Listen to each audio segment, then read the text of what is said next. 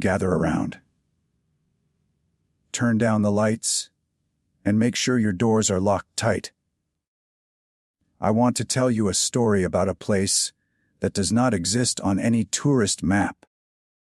A place hidden away in the deep, suffocating pine forests of northern Maine. A town with a population of barely 900 people, swallowed whole by the woods. It was the kind of isolated community where the silence of the wilderness was just an accepted, heavy fact of daily life. The winters were brutally long, the dirt roads were perpetually empty, and the towering trees seemed to block out the sun long before the evening actually arrived. But the strange thing about my hometown wasn't the geography. It wasn't the isolation. It was a strict, unspoken law. A rule woven into the very fabric of our existence. We called it the quiet hour. Every single night, at exactly 1:13 in the morning, the entire town went into an absolute, breathless lockdown. And when I say lockdown, I mean a total sensory deprivation. For 1 full hour, every man, woman, and child stayed inside. No lights were allowed to be on. No phones could be used. No windows could be left open. Not even a fraction of an inch to let in the summer breeze. And you absolutely, under no circumstances, looked outside. As a kid, growing up in that environment, you don't question things right away. I honestly thought it was just some harmless, quirky tradition. A strange, small town superstition passed down from paranoid generations. But if you ever dared to ask the adults about it in the safety of the daylight, their demeanor would shift. They would look away, their eyes turning distant, cold, and haunted. They would all repeat the exact same warning, muttered under their breath like a prayer. Some things out there only notice you if you notice them first. Nobody ever explained further. Nobody ever elaborated on what things meant. Life simply went on. Eventually, I grew older, moved away for college, and settled in a noisy, brightly lit city. Over the span of 12 years, I didn't go back once. And honestly, the constant hum of city life washed it all away. I forgot about the quiet hour completely. It faded into a childhood myth. Until last month. 3 weeks ago, I received the call that my mother had passed away unexpectedly. With a heavy, guilt-ridden heart, I made the long drive back up north to the town I had abandoned. I needed to clean out her old house, pack up her life, and get the property ready to sell. By midnight of my first day back, the emotional and physical toll had completely exhausted me. I was sitting on the dusty living room floor, surrounded by old cardboard boxes, smelling the stale air of a house that had lost its owner. The profound, suffocating silence of the Maine woods was pressing against the walls, a sharp contrast to the city sirens I was used to. At exactly 1:10 a.m., my phone vibrated violently against the hardwood floor. The harsh buzz made my skin jump. I picked it up. An emergency alert was glowing intensely on the cracked screen, blinding me in the dim room. Kuia kuarba guans in 3 my ues, lo ckle ent ran cs. Diona loco utes id. I stared at those block letters, and I actually let out a short, tired laugh. I shook my head, thinking that maybe the local town council had turned the old childhood superstition into some kind of modern community event. An automated text message to keep the local folklore alive. I tossed the phone onto the couch, rubbed my tired eyes, and prepared to go upstairs to bed. 3 minutes later, the clock struck 1:13 a.m., and every single light on the street went dark at the exact same time. It wasn't a gradual dimming.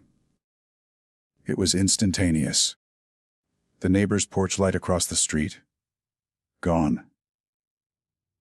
The distant, flickering glow of the gas station on the highway, gone. The power grid to my mother's house was severed completely. The comforting hum of the refrigerator died. The entire town was plunged into a pitch black abyss so absolute. The darkness felt like a physical weight pressing against my chest. I stood up slowly, the hairs on the back of my neck prickling. The silence in the house was no longer peaceful. It felt incredibly tense. It felt that is when I heard it. Footsteps. They were slow, deliberate, and wet. Squish, squish, squish. It sounded like heavy, waterlogged boots pulling themselves out of deep, stagnant mud. But the sound wasn't echoing from the street or the woods. It was coming from directly outside my house, right in the middle of my front yard. I froze, standing perfectly still near the kitchen window. My rational brain desperately tried to take control. It's just a prank, I told myself. Local teenagers saw my car, knew the out-of-towner was back, and decided to mess with me. Then, a sound cut through the suffocating dark that made the blood in my veins run ice, cold. Something tapped on the glass. It was not a knock. It was not a knuckle or a flat palm hitting the pane. It was the sharp, distinct click of a hard fingernail. Tap. Then, that fingernail pressed hard against the glass and began dragging slowly downward. Squee-iack. Scratch. It was a long, excruciating scrape that sent violent shivers down my spine. Every instinct, every memory from my childhood was screaming at me. I should have backed away. I should have dropped to the floor and covered my eyes. The golden rule echoed in my head: do not look outside. But human curiosity is a fatal, terrifying flaw. Trembling, my breathing shallow, I raised my hand. I pinched 2 slats of the plastic window blinds and pulled them down just a fraction of an inch to peek into the yard. The moonlight was incredibly dim, slicing through the heavy cloud cover, but my eyes had adjusted enough to the darkness to see her. There was a woman standing in the center of my front yard. She wore a long, tattered gray dress. The bottom half of the fabric was soaked, completely black, clinging heavily to her legs as if she had just waded through a deep, muddy swamp. Her hair was a tangled, matted mess that hung entirely over her face, obscuring whatever features were hidden underneath. But what made my stomach drop into a bottomless pit was her size. She was impossibly, grotesquely tall. Her proportions were entirely wrong, stretching the boundaries of human anatomy. Her head was tilted slightly to the side. I don't know what you want. And it reached so high it was nearly touching the low, hanging branches of the massive oak tree stretching over the lawn. And she was perfectly, terrifyingly still, like a twisted statue planted in the dead grass. I was paralyzed. I couldn't blink. I couldn't swallow. Then, My phone buzzed again on the couch behind me. The sudden noise was like a gunshot. It was another blaring emergency alert.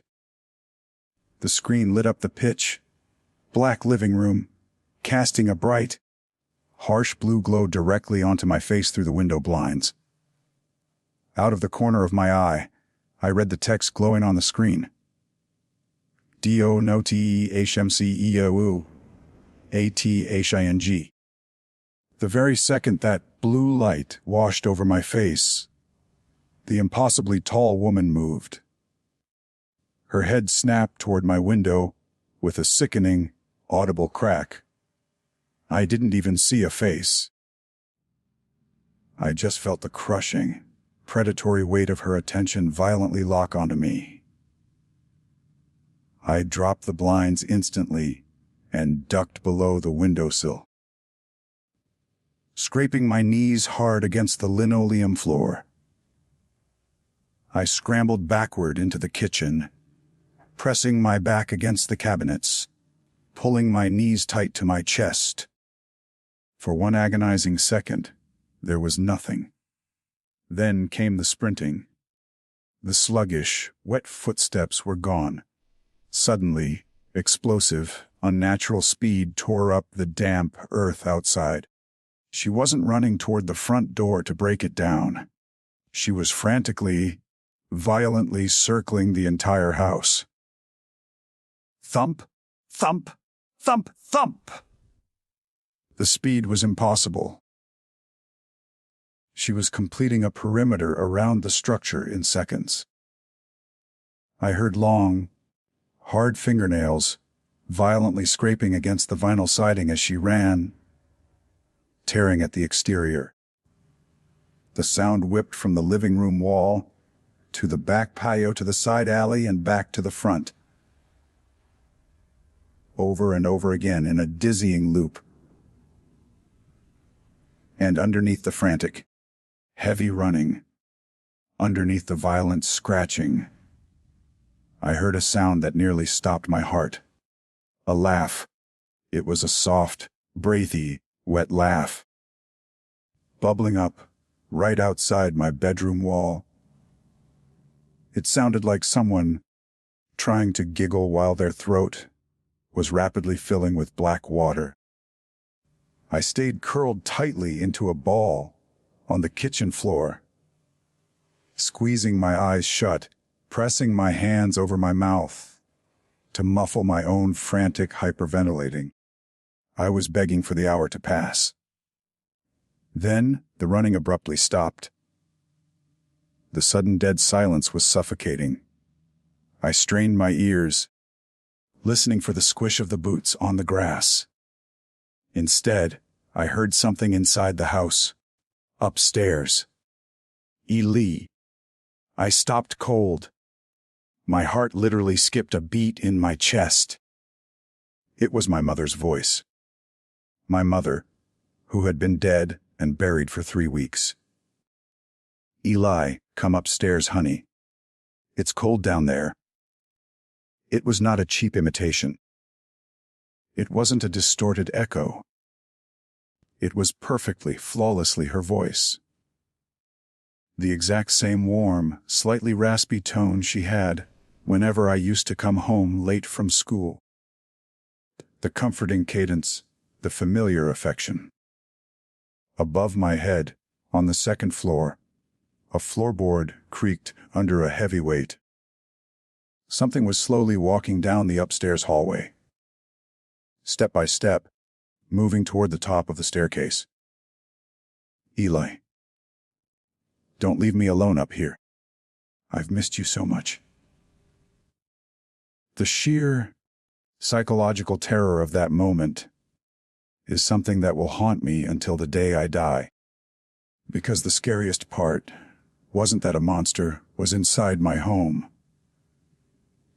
The scariest part was that, for half a second, my grief-stricken, exhausted brain genuinely believed it was her. My body physically urged me to stand up. I missed her so much. The guilt of leaving her alone had hollowed me out. and I wanted nothing more than to walk up those stairs and hug my mom. I placed my hands on the floor to push myself up. My mouth opened. I almost answered her automatically. But in that split second, a memory slammed into my conscious mind, like a freight train. A memory of my grandfather, sitting on the porch when I was a little boy, muttering a warning I had completely buried. They only sound human when you're lonely. They wear your grief like a mask. I clamped both hands brutally over my mouth, biting down hard on my own knuckles, until I tasted copper. I squeezed my eyes shut, hot tears streaming down my face. The heavy footsteps upstairs reached the top of the landing. They hovered right above the kitchen ceiling. Silence stretched out. 10 seconds. A minute. Agonizing, crushing silence. Then, from outside, right beside the thin glass of the kitchen window where I had peeked through the blinds, I heard a sound. It was a single, wet whisper, pressed right up against the pane. He looked at me. The grammar of it sent a jolt of pure, unadulterated panic straight to my core. Not you. Hey. Like the thing outside was not talking to me. It was reporting back. In an instant, the tense silence of the town shattered completely. Suddenly, every single dog in the entire town began to scream. I do not mean barking. I do not mean howling at the moon. I mean they were screaming in sheer bloody terror. High-pitched, guttural shrieks of pure animal panic echoing from every direction, tearing their throats raw. And then, from somewhere out there in the dark streets, the footsteps began. Not just one set. Dozens of them, hundreds of them, a massive, invisible swarm of heavy, wet footsteps running frantically through the asphalt streets, converging, shifting, moving in packs. The town sounded like it was being overrun by a massive army rising from a sunken riverbed. I don't remember much after that. My mind simply broke under the weight of the terror. I dragged myself under the heavy oak kitchen table. I curled into the tightest ball I could manage, clamped my hands brutally hard over my ears, and hid in the dark, trembling violently. I stayed exactly like that until a sliver of pale, golden sunlight finally pierced through the crack in the curtains. At exactly 2:14 a.m., everything had stopped. The power had returned. The nightmares had retreated into the woods. The next morning, I bolted out of the house. I drove slowly down Main Street, my hands shaking violently against the steering wheel. The morning sun was bright, and to my absolute bewilderment, the town acted completely normal. The postman was doing his rounds. A neighbor was watering her flowers and gave me a friendly wave. Kids were waiting at the corner for the yellow school bus. Nobody looked traumatized. Nobody mentioned the night before. I pulled into the local diner at 6:00 a.m. I sat at the counter, ordered a black coffee, and finally asked the cashier, an old woman named Ruth, what the quiet hour actually was. Ruth stopped wiping the counter. The rag in her hand went perfectly still. She stared at me for a long, agonizing time before answering. Then she quietly asked, "You looked outside, didn't you?" I didn't answer. My silence was the only confirmation she needed. Her face went pale immediately. The color drained from her cheeks. She reached under the counter, her hands trembling slightly, and handed me a folded piece of heavy, aged paper. On it was a list of names. Hundreds of them. Written in small, neat handwriting. Every single person in the town's history who had ever broken the rule. Everyone who had looked outside during the quiet hour. Next to each name was a date. And beside some of the dates, maybe a third of the names, was a second note written in stark, faded red ink, H-E-R-D Tashir, R-F-M-I-L-Y-A-F-T-E-R Ru-A-R-D. My eyes frantically scanned the bottom of the page. I found my grandfather's name near the bottom. Then, right below it, my mother's name, dated just 3 weeks ago, and beside her name, written in fresh, bright red ink, T-H-E-I-R, F-A-M-I-L-Y-A-F-T-R-A-R-D. The diner seemed to spin around me. The clatter of forks and plates sounded like it was coming from underwater. Before I could ask anything else, before I could ask how to fix it, Ruth leaned over the counter. "You need to leave town before tonight," she whispered, her voice trembling with desperate urgency. I looked up at her, terrified. What happens if I stay? Ruth didn't look at me. She turned her head and kept staring out the large diner windows, looking deep into the dark, impenetrable tree line of the Maine woods. Silence hung heavy and cold in the air between us. She swallowed hard. "If you stay, they start talking to you during the daytime." Every downward spiral starts with a single, seemingly harmless step. For our guy, that step was taken in the neon-drenched, beer-soaked atmosphere of a Buffalo Wild Wings back in the spring of 2022. He was just a normal guy who had passed some exams, sitting with friends, watching the UFC Maine card, and riding the warm, golden buzz of 6 drinks. The world felt ripe with possibility. So he threw together a casual little parlay. $15. Pocket change. He walked out of that bar with over $200. But the money wasn't the real prize. The prize was the high. It was visceral, electric, and utterly intoxicating. He felt like he had just won the lottery. But here is the cruel, unyielding truth about the gambler's high. You never catch the dragon. Even when he later hit ludicrous long shots that paid out 50 times his wager, it never felt like that first night.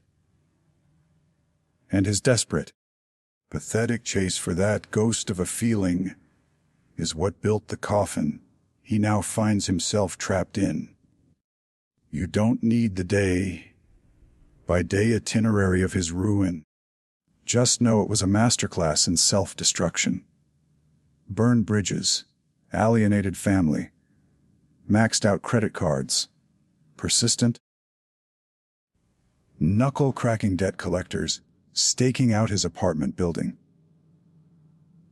The only thing keeping him afloat was a joke of a corporate job. Updating a spreadsheet for an hour a day and collecting a fat salary. But when the consultants came in and trimmed the fat, he was the first piece of gristle to hit the floor. He took his generous severance package and, in a stroke of absolute madness, tripled it by betting on golf. Did he use that windfall to pay off his debts, buy a suit, and polish his resume? No, he believed he was a prodigy. He spent his nights fueled by cocaine, studying line movements and sports psychology, until one massive, botched boxing bet wiped him out entirely. From $45,000 in liquid savings, he was down to exactly $27.50. When you hit rock bottom, you discover there is always a basement. For our protagonist, that basement had a name. Renzo. They met at a bar during the Canelo versus Crawford fight. Blitzed out of his mind, our narrator confidently told Renzo to bet the house on Crawford. Renzo liked his style, placed the bet, and won a fat stack of cash. They drank to celebrate until the world went black. The next morning, our protagonist woke up face down on the cold concrete floor of Renzo's apartment. His clothes were still on, but half his face was swollen, scraped, and pulsating with agonizing pain. Renzo walked in, laughing, calling him a dog for whatever depraved things he had done the night before. Things the protagonist still cannot remember to this day. It was during this hangover from hell that he noticed the jar. Sitting casually next to Renzo's flat-screen television was a glass jar filled with shriveled, dried-up human ears. Renzo claimed they belonged to an outlaw gang from the Old West. A reasonable man would have run for the hills. Our guy, he borrowed $3,000 from him, and he lost every single penny of it on the games. When he finally stopped dodging Renzo's calls and asked what it would take to make things square, Renzo didn't negotiate. The price had gone up. 10 grand, Renzo told him over the phone, his voice devoid of any human warmth. By next Tuesday at noon, if you don't have it, I'm coming to your apartment. I will blast the door off its hinges. And when I catch you, I will skin you alive before I toss you into a vat of boiling oil. Desperation breeds humiliation. With regular debt collectors literally pounding on his door, thumping the wood for 20 minutes straight, our guy turned to Reddit. He used AI to generate pathetic, heart-wrenching sob stories to beg for cash online. He was banned from almost every community immediately. But then, a message slipped through the cracks from a user named Scott. Scott claimed he had a friend who headed a property group that owned a failing mall. The owner didn't want the mall repurposed, so he was hiring mystery shoppers to wander around and make the place look busy. The rules Scott laid out were bizarrely strict, yet simple. Go to the mall, pretend to be a real customer. Go to the Starbucks on the second floor, say you are part of the program, and receive $100 in cash. You must spend every single cent of that money inside the mall. Do not keep the change, Scott warned. They will know. Furthermore, you must stay for the exact duration of your shift. Not a second less. Again, they will know. The compensation was $250 an hour. Doing the grim calculus of a man staring down a vat of boiling oil, our guy realized that wasn't enough to hit Renzo's $10,000 deadline. He guilt-tripped Scott, negotiating the rate up to $285 an hour for 35 hours. Scott agreed, asking for 0 background checks, 0 identification, and 0 proof of life. Just a name and a phone number. Before the shift, Scott sent one final, chilling warning. It is really important that you do your best to act like a real customer. Absolutely no acting like a deer in headlights. If you see or hear something weird, just ignore it. But if you ever feel like you are in genuine danger, do not hesitate to leave. The mall was located 25 minutes outside the city, situated in a desolate wasteland, right between a gray industrial park and a sprawling, empty forest. The parking lot was massive and, strangely, about a fifth of the way full. Who were these people? At exactly 2 in the afternoon, armed with a cocktail of bottom-shelf vodka and energy drinks coursing through his veins, he walked inside. The air inside was stale, humming with the low, oppressive drone of fluorescent lights. There were recognizable stores, but the atmosphere was entirely wrong. The people walking the concourse moved with a stiff, unnatural cadence. He realized with a sickening twist in his gut that everyone here was likely doing the same messed up job he was. He found the Starbucks hidden away at the end of a long, dark corridor of dead storefronts. Inside, a man sat frozen at a table, staring blankly at a wall of abstract shapes, a half-eaten sandwich rotting in front of him. The barista was a young blonde woman. When she looked at our protagonist, her eyes were filled with absolute, venomous hatred. It was the look you give a rabid dog right before you put it down. "I am part of the program," he stammered. She rolled her eyes, her voice a harsh, aggressive whisper. "You are supposed to buy something first. They didn't tell you. Order something, give me some cash. Just give me something."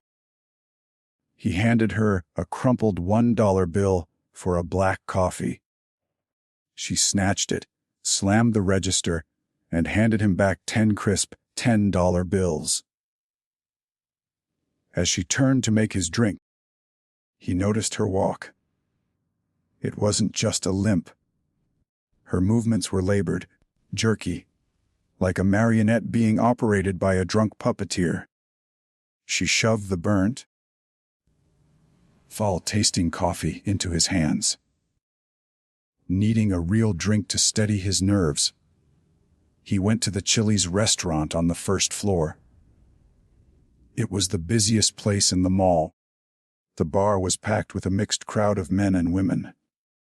But there was no chatter, no clinking glasses, just dead silence. As he sat down, every single head swiveled toward him, unblinking. Hostile. The bartender, a heavily tattooed guy with pencil-thin arms, took 5 agonizing minutes to walk over. "Yeah?" he asked, dripping with contempt. When he finally slammed a sloppy margarita down, the bartender refused to serve him anything else. He just leaned against the back shelf, chugging straight from a liquor bottle, swaying on his feet.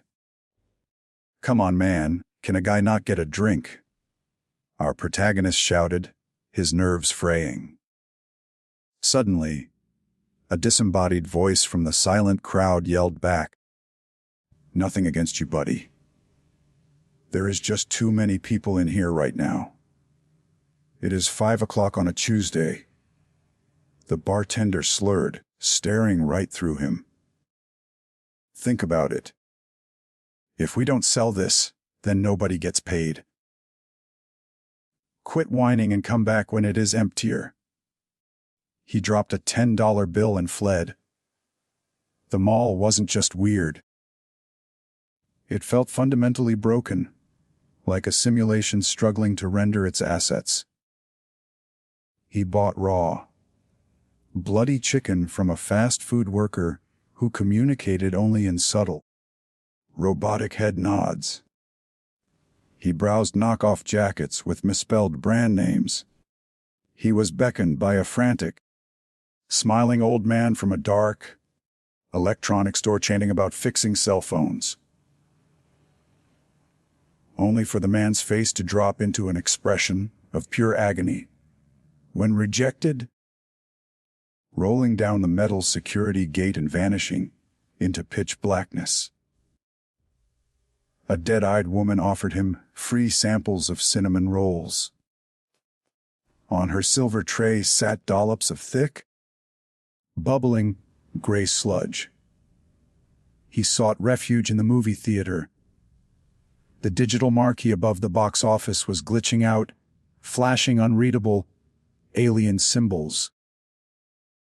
A janitor told him just to leave $10 on the counter and not wake the woman passed out in the ticket booth.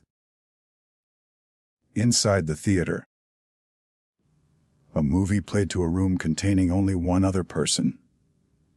The figure sat entirely motionless in the front row. They didn't breathe. They didn't blink. They were just there. The tension finally boiled over into a full-blown panic attack. He rushed into the men's restroom to splash cold water on his face. As he stood panting over the sink, the stall door behind him slowly creaked open. Nobody came out. Through the gap at the bottom of the door, he saw a pair of dirty, scuffed white sneakers. The person wearing them was just standing there, inches behind the open door, perfectly still. Waiting. He fled the bathroom, his chest tight, the edges of his vision going dark. By 8:30 in the evening, he was sitting in the food court, nursing a milkshake, praying for the clock to hit 9. He thought he had survived the worst of it. Then, a young man sat down right next to him. He looked like a normal college kid, tall, skinny, wearing a short fade haircut. He introduced himself as Daniel, claiming he was a laid-off copywriter desperate for cash. He was friendly. He was coherent. For a moment, the protagonist let his guard down. He told Daniel everything. The gambling, the debts, the cartel boss. It felt so good to just confess to a human being.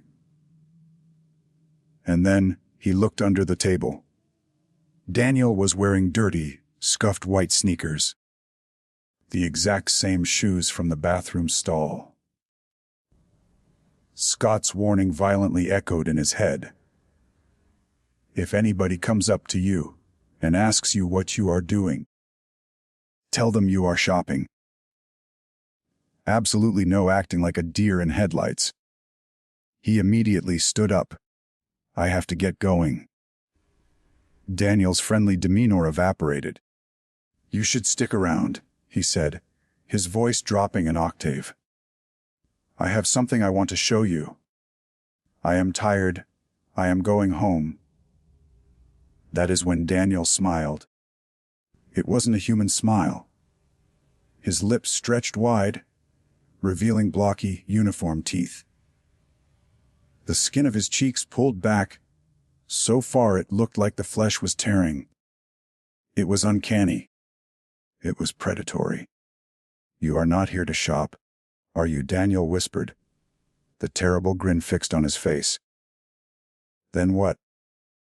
Why are you here? The protagonist turned and walked toward the exit doors. The clock read 8:55.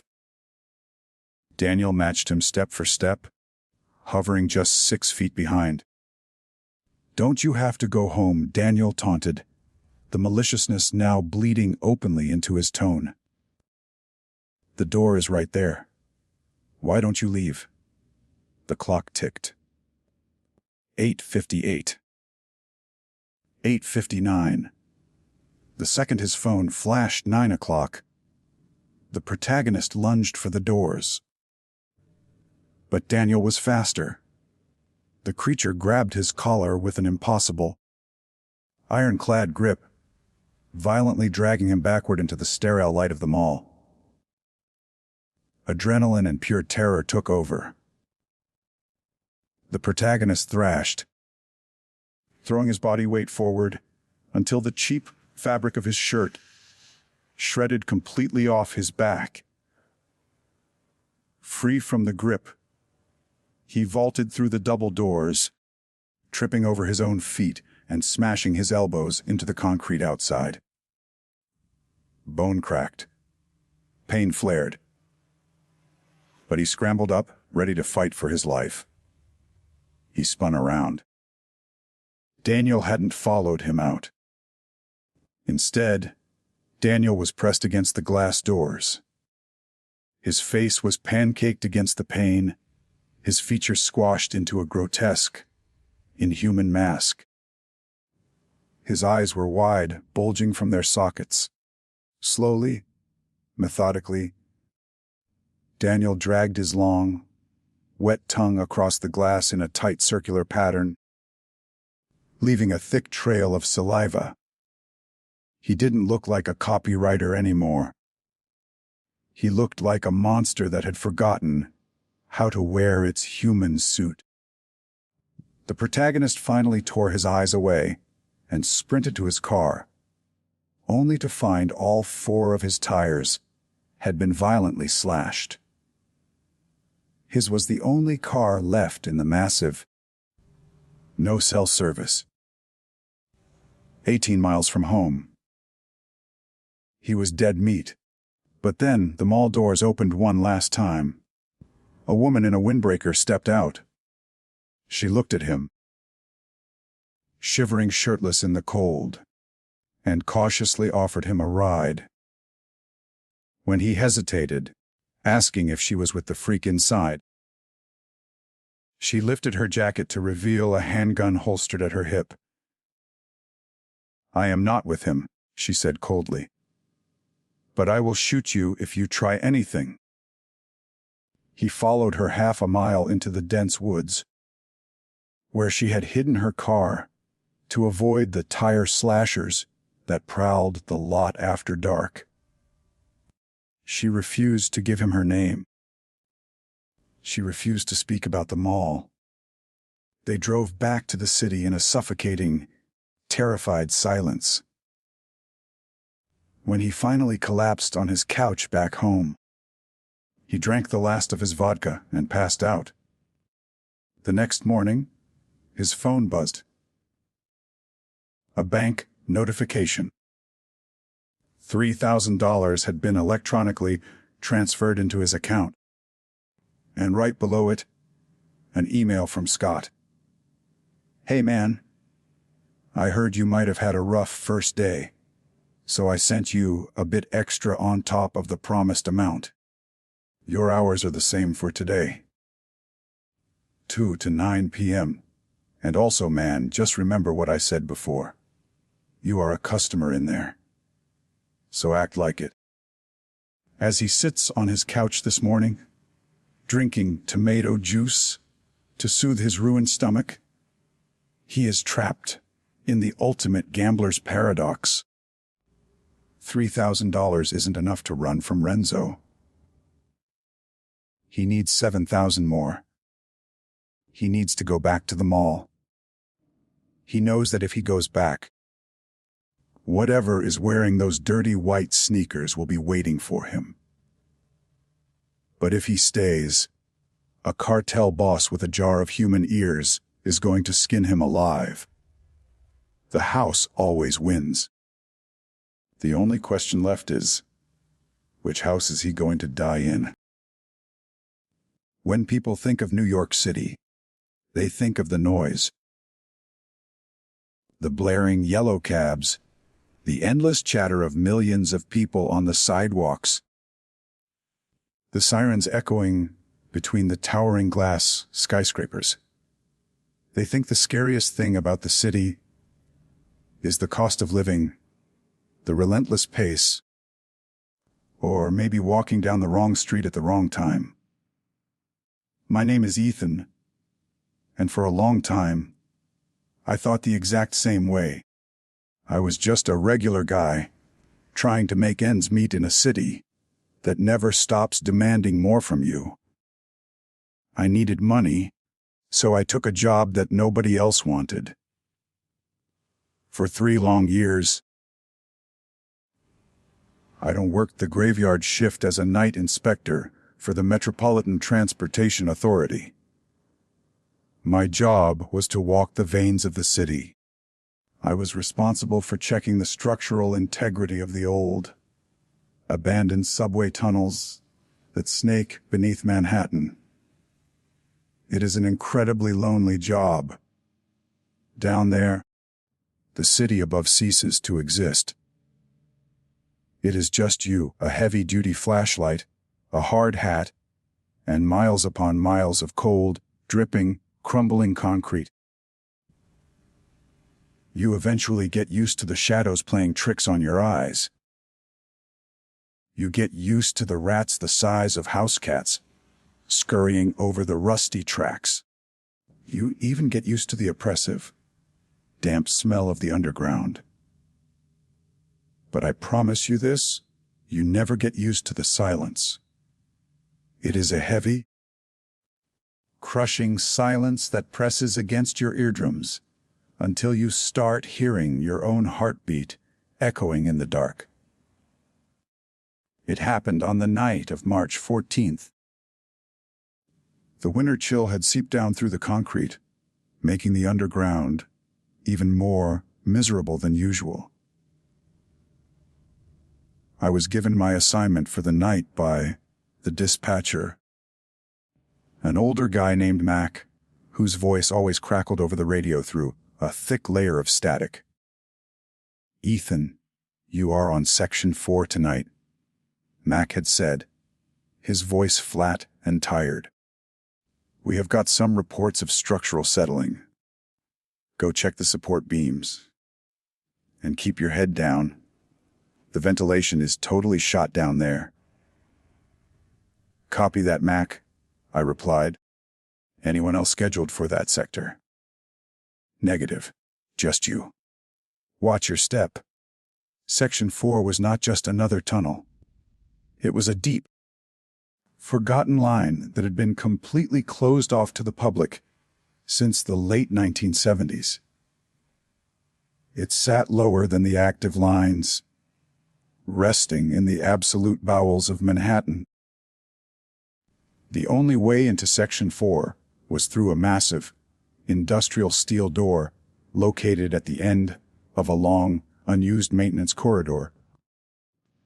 The door was heavy, rusted around the edges, and secured by an ancient digital card reader that the MTA had installed decades ago and never bothered to update. I arrived at the door, the silence already wrapping around me like a heavy blanket.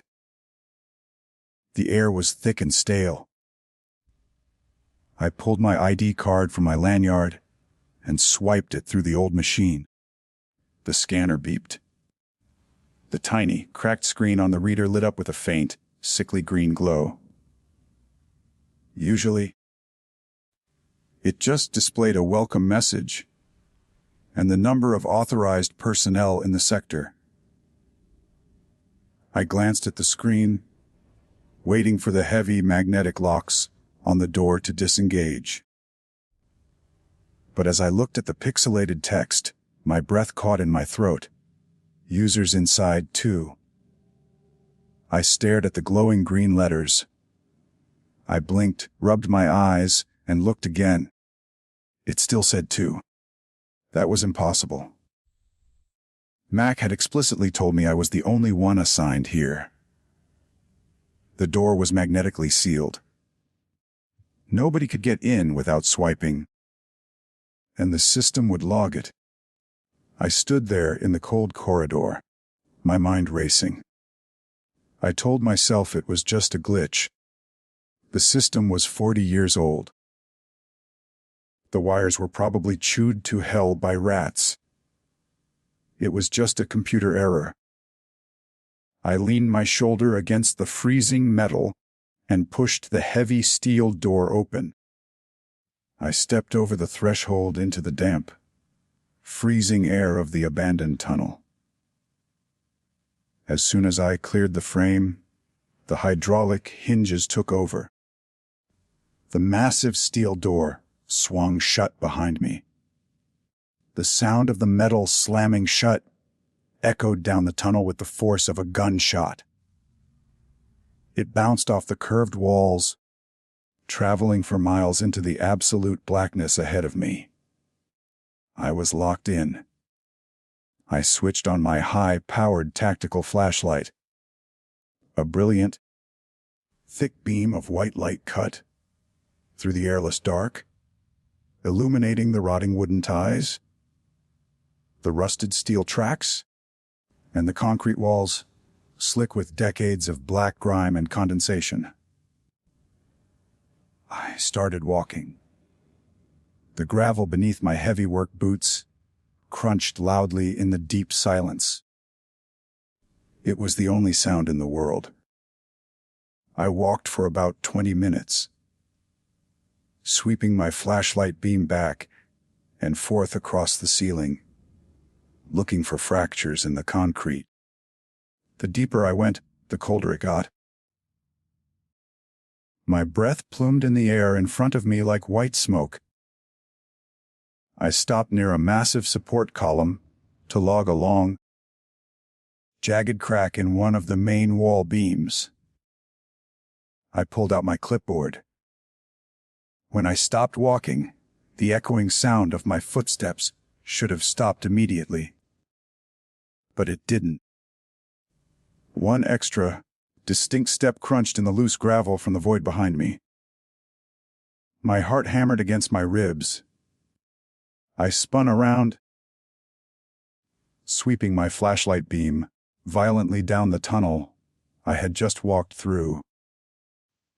The bright circle of light revealed nothing.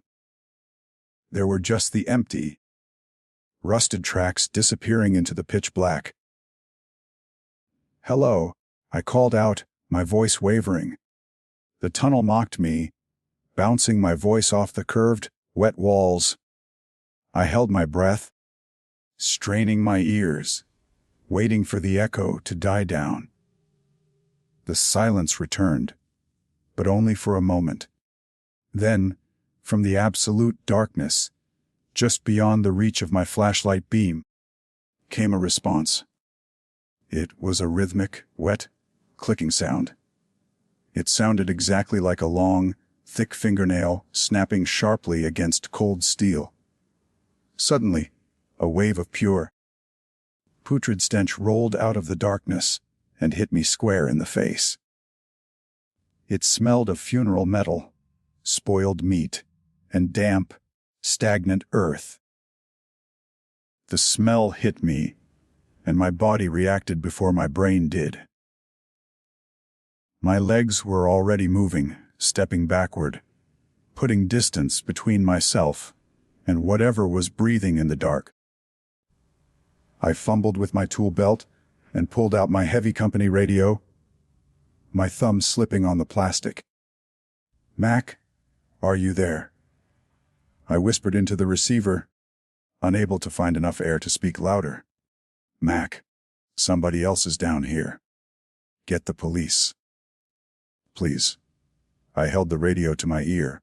A wall of harsh, deafening static erupted from the speaker. It hissed like a nest of angry snakes. But beneath the static, cutting through the electronic noise, I heard that same rhythmic, wet clicking sound. Whatever was in the dark with me was broadcasting straight through my radio. I dropped the radio. It clattered against the tracks. Primal panic was taking over completely now. I needed to see. I pulled out my company-issued smartphone and opened the app that gave us access to the tunnel security cameras. My hands were shaking so badly, I could barely select the feed for Section 4. The camera was mounted directly above the heavy steel exit door, exactly where I had just come from. The screen buffered, the little circle spinning endlessly in the dark.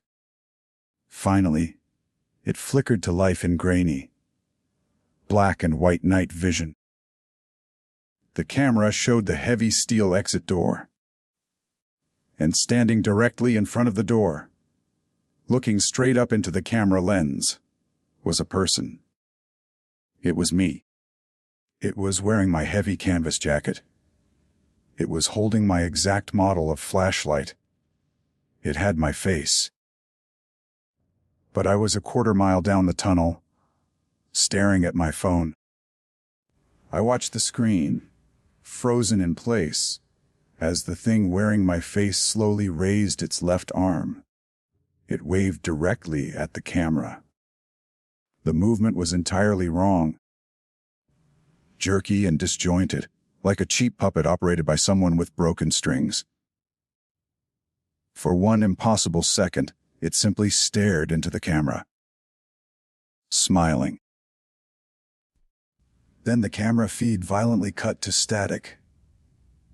Total blackness on the screen. And in that exact same second, from the dark tunnel ahead of me, the sound started. Not the slow crunch of boots. It was the heavy, wet, impossibly fast thudding of bare hands and bare feet slapping against the wet stones. It was sprinting toward me on all fours. I turned and ran. I didn't care about the uneven ground or the rusty rails. I just ran. Behind me, the terrible sound echoed through the tunnel, growing louder, closer. I swung my flashlight frantically, looking for an exit, looking for a side tunnel, looking for anything. I ran until my lungs burned. Up ahead in the beam of my light, I saw a rusty maintenance ladder bolted to the wall, leading straight up to a high ceiling shaft. At the very top, I could see the faint glow of a street-level grated vent. I threw myself at the ladder, scrambling up the freezing iron rungs, tearing the skin from my palms. I climbed like a wild animal. Below me, the slapping sounds reached the base of the ladder. I didn't look down. I reached the top and threw my back against the heavy cast iron grate blocking the street. It was padlocked. I slammed my fists against the metal, screaming for help into the empty New York street above. Rain was falling, slipping through the iron bars onto my face. 2 police officers patrolling the block heard me. They rushed over, shattered the old padlock with a crowbar, and pried the heavy grate open. They reached down and hauled me out into the cold, sweet, rainy night air of the city. I collapsed onto the wet concrete of the sidewalk. The police called for backup and searched Section 4 for hours. They found nothing. No intruder. No monster. The only thing they found was my shattered radio lying on the gravel tracks. When I told the higher-ups what I saw on the screen, they wrote the entire incident off as a hallucination-inducing panic attack brought on by toxic fumes and extreme isolation. I didn't argue. I resigned the very next morning. It has been exactly 1 year since that night. The trauma was too much to stay in the city. The noise, the shadows, the subway grates on the sidewalks. It all gave me debilitating panic attacks. I couldn't even walk past a dark alley without feeling that spoiled blood scent in the back of my throat. So, I took my savings, moved completely out of New York, and bought a beautiful small house in a quiet, peaceful suburb in Ohio. I took a remote desk job doing data entry. I traded the terrifying dark of the underground for sunshine, wide open green lawns, and quiet neighborhoods. I spent months making my new home impenetrable. I had a top-of-the-line security system installed, heavy deadbolts on all my doors, and smart cameras covering every inch of the yard. I made sure there were no dark corners. I thought I had escaped the tunnel. I finally felt safe. Until 3 days ago. Winter was starting to settle over Ohio. The temperature in my house had dropped, so I went into the hallway to turn up the heat. I realized I needed to replace the batteries in my house's central smart thermostat.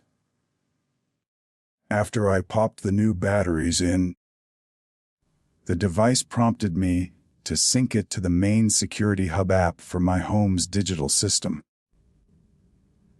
It was an app I had installed on my new phone the day I bought the house, but I hadn't actually opened the deep settings menu since the day I moved in 12 months ago.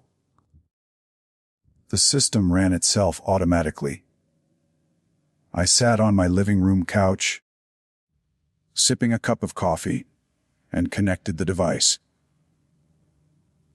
The app loaded up, the screen refreshing as it pinged the various locks, window sensors, and cameras around my property. The screen displayed the current status of my house. Location, Maine house. Active ID cards 1. That was completely normal. I lived alone. The system recognized me as the sole administrator. But then I scrolled down. Right below the main status, nestled quietly under the system's deep history log, there was an old, unread notification from the exact day I moved in. It was a line of green text that had successfully transferred over from my old, corrupted phone backup.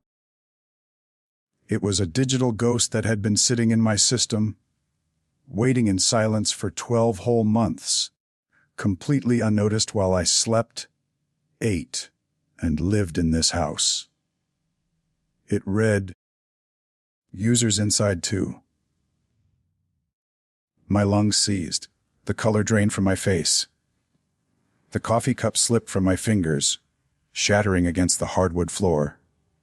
I stared at the screen, my mind racing back to that rusted steel door in New York, to the glitch I thought was just a computer error, to the thing wearing my face standing under the camera. I tried to tell myself it was a bug, just a terrifying coincidence. A glitch in the smart home software, pulling bad cache data. I spent the next 2 days trying to convince myself I was crazy.